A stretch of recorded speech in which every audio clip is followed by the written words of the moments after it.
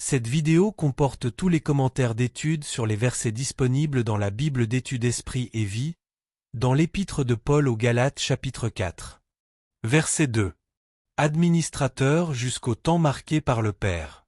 Ici, la déclaration de Paul, bien qu'utilisée à l'origine pour illustrer la situation d'un croyant sous l'Ancienne Alliance, indique que les parents pieux devaient suivre de près l'instruction de leurs enfants, voir Deutéronome 6 verset 7, note.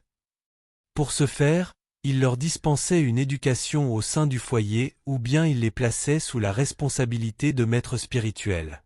L'Écriture enseigne clairement que les parents doivent faire tout ce qu'ils peuvent pour s'assurer que leurs enfants reçoivent une éducation sainte et chrétienne et les équiper face aux philosophies impies et aux principes antibibliques du monde, voir Luc 1 verset 17, note, voir l'article intitulé Parents et enfants. Verset 6.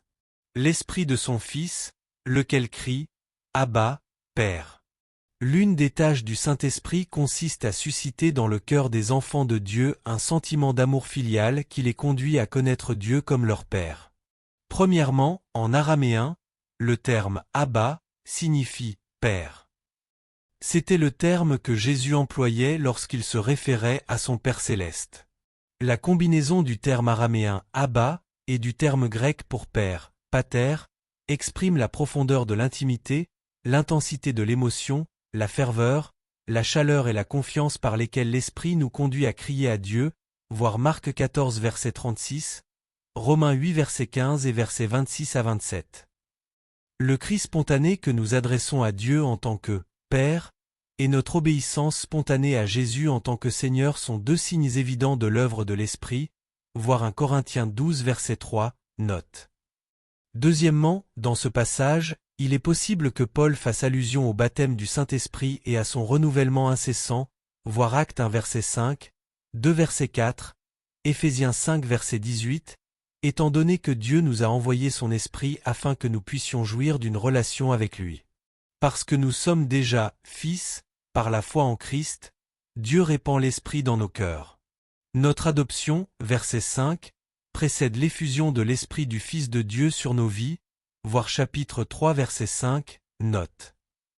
Verset 13. Une infirmité.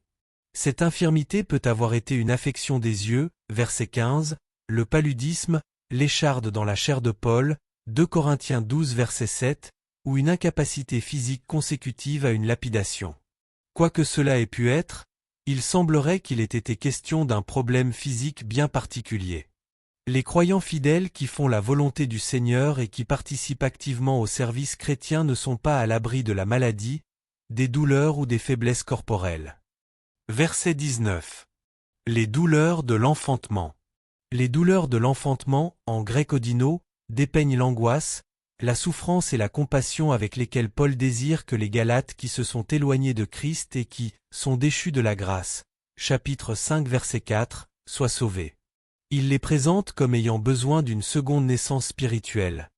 Il se peint lui-même sous les traits d'une mère qui éprouve une fois de plus les douleurs de l'enfantement pour que Christ soit formé en eux.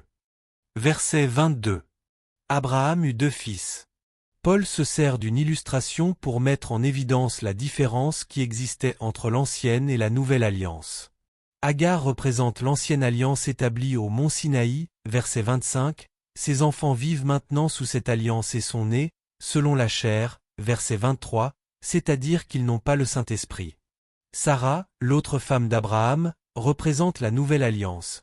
Ses enfants, c'est-à-dire les croyants en Christ, ont l'Esprit et sont les véritables enfants de Dieu qui sont nés, selon l'Esprit, verset 29, voir les articles suivants. L'alliance de Dieu avec les Israélites, et l'ancienne et la nouvelle alliance.